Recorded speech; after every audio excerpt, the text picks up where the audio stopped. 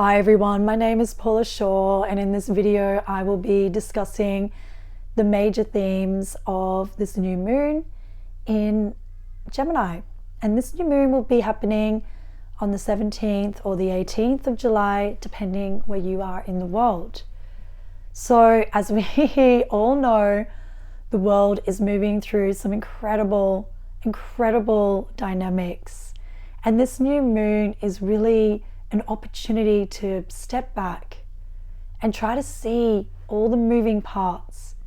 Try to open your mind to other ways of perceiving reality and to allow yourself to, in essence, catch up to this rapidly shifting reality that we're moving through at this time.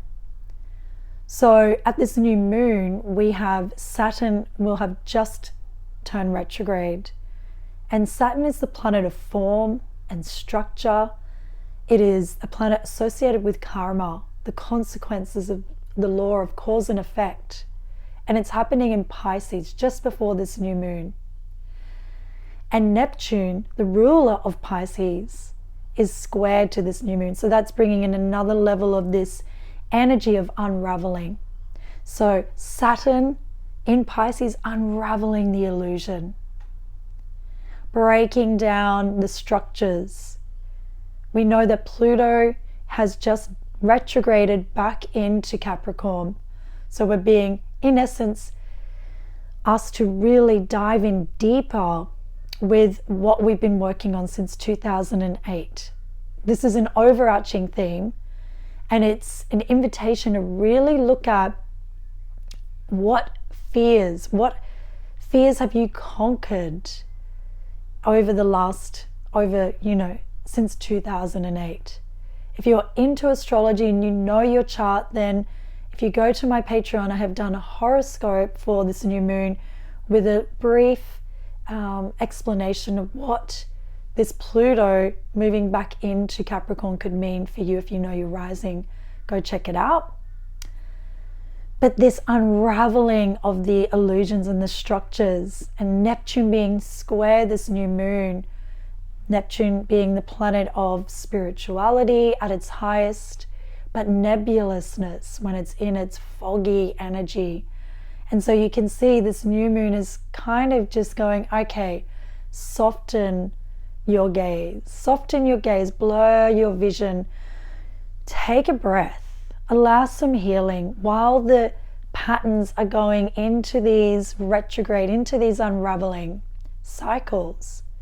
Pluto and Saturn will both be retrograde until the end of the year. So this will be over time a process. But let's look at Gemini. So Gemini, as I said before, it's symbolized by the twins, and it's this, another meaning of this is the duality of life. So Gemini has this teaching woven within it, where if you can really get out of the duality, the polarity, the right, wrong, good, bad, up and down, then you're connecting with Gemini at a more esoteric level. You're going beyond duality. You're seeing the cosmic joke in it all. Gemini is ruled by Mercury, and Mercury is the messenger to the gods, the sacred messenger. It's this energy where you get these synchronistic messages from seemingly random sources, totally aligned with whatever you were thinking about. This is a time where if you can soften your gaze and you can zoom out and you can open your mind wide to more possibilities, then you can actually have a laugh, see the cosmic joke in it all. When you zoom out and you see things out of duality, out of right and wrong, you'll see that there's so much more to this life. For example, I'm sure most of you have experienced a moment where you had a relationship end, or you didn't get a certain job, or something bad happened in a moment. It was bad. But then in hindsight, you look back and you see where that not getting the job or ending that relationship set you on a new path to greater outcomes. This is where Gemini wants to teach you about going beyond duality. As Rumi said, out beyond ideas of wrongdoing and right doing, there is a field. I'll meet you there. To me, that is Rumi speaking to this get out of right and wrong. Get out, see the cosmic joke. This new moon's really saying just zoom out. If you really want to find fulfillment, zoom out rather than just looking down into these narrow, one track, one dimensional thoughts. Usually that's us worrying about the past and the future and our fears. You know, there are big agendas in the field, and potentially with Pluto and Saturn going into retrograde, there'll be more of a bursting of the bubbles. You know, Saturn is the Lord of karma, and so going retrograde in Pisces could indicate that some of those agendas or stories or people trying to control the narrative, this might be unraveling. So this is like a break, an opening for you to zoom out. Take a breath. Just be gentle with yourself. And as the world's going through this process of unraveling some of these bizarre agendas, you might be able to see something you couldn't see before, that you couldn't see if you were narrow, or you were only looking for good and bad. You're not being with the non-duality of reality, the cosmic joke. So at this new moon, to really allow yourself to connect with something that you didn't see before is going to allow you to work intentionally with new intentions, new goals that could really bring you more fulfillment in this life. There is an invitation at this new moon to look for the ones that you connect with, the people you resonate with, the community that can make sense to you, the people that connect into your world. Because another level of this new moon is looking at where do all of the events in your life, like that zooming out allows you to look in another way and see maybe the thread that weaves it all together, including certain people. You know, who's really on your team? Who is really there to support you? Who do you really support? While the world's going through these crazy patterns, we need to know the ones that can help us, the ones we can help. And again, this zooming out, seeing how it all weaves together, connecting the dots. What is the thread? What are the patterns?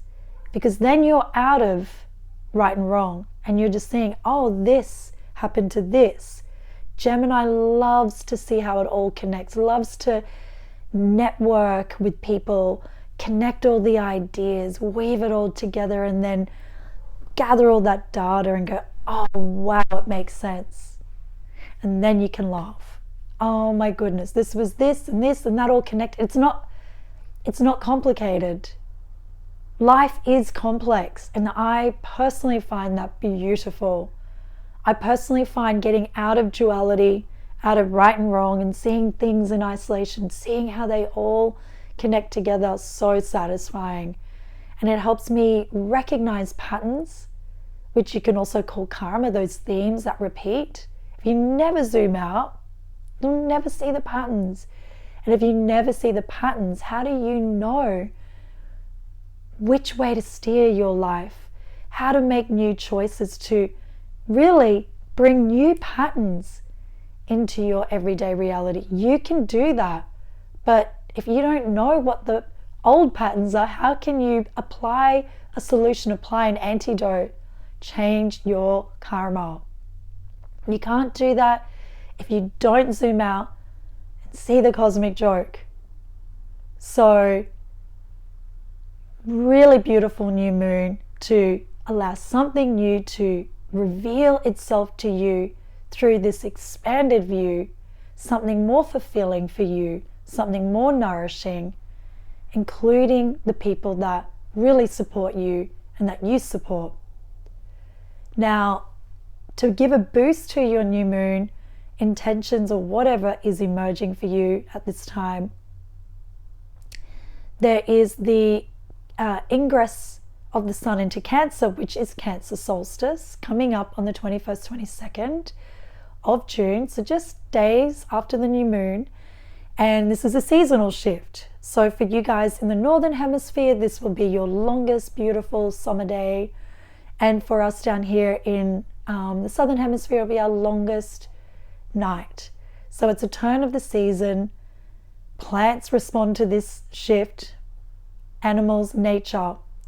We are nature. We're not separate. So this is a new season. So whatever you're feeling into as the world is doing this big, weird unraveling, you can tune into boosting whatever's come through at the new moon, or just noticing what's emerging and give it some attention, give it some energy. And then to boost our new moon even more, we have the Mercury cazimi coming up on the 1st of July. So this is all just happening sequentially. It's like boosting something new in your life. And the Mercury cazimi, a cazimi is when a planet is within a tight range from where we're looking to the sun. So we can't really see it. And our ancestors noticed these cycles. They weren't looking at screens, they were looking at the sky and observing what was happening. And on an esoteric level, in a ritualistic way, this is seen as a very profound time to really boost and connect dots and work in with what I was talking about before. The new moon is in Gemini, and Mercury is the ruler of Gemini, so that is a significant planet all month, and that Mercury is going in its conjunction with the Sun Mercury cazimi. This is a very special time to work in ritual, to boost something new or to rejuvenate what's already been coming through. If you want to know the exact time, it's on my website, soulfulguiding.com. And if you want to work in ritual, join my Patreon community where I'm creating oracle card spreads, meditations, horoscopes to give you an idea of what this Pluto retrograde could be doing, because it's really going back over some old territory, helping us to see where we have already actually mastered something and conquered some fears. So you can go and check that out if you are interested and you know where Pluto, what house Pluto's dipping back into. Where is Capricorn in your chart? What house is it ruling? And you'll see what Pluto is working on. What's the area of your life it's working on? So allow some healing, allow some soothing energy. Allow the unraveling to nurture you. Don't resist the change. You don't resist the shifts that are coming. And don't just focus on the fears. Zoom out. See something new. Connect with your community at the solstice.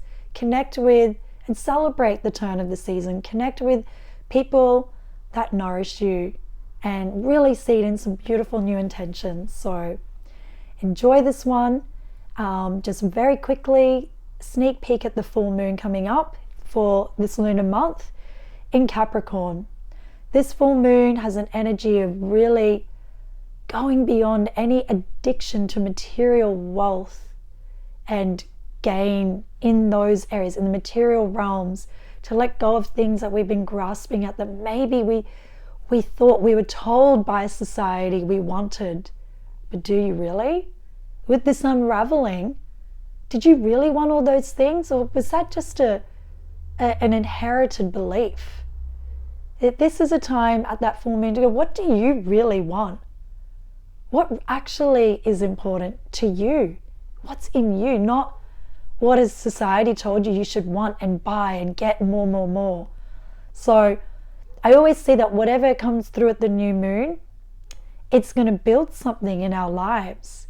And whatever's in the way of that getting traction, that will surface. And by the time you get to the full moon, you're ready to release it, to clear the path for something new to emerge. Every lunar month, we're just boosting and building and growing. It's such a beautiful practice. So this full moon is what myths have you inherited from society that you thought you really wanted all of these things? Maybe you don't. Maybe they're in the way. Maybe they're stopping you. So very interesting to check that out and work with that in ritual. But until then, enjoy solstice, enjoy the Mercury cazimi, and enjoy this new moon, and I'll see you in a couple of weeks.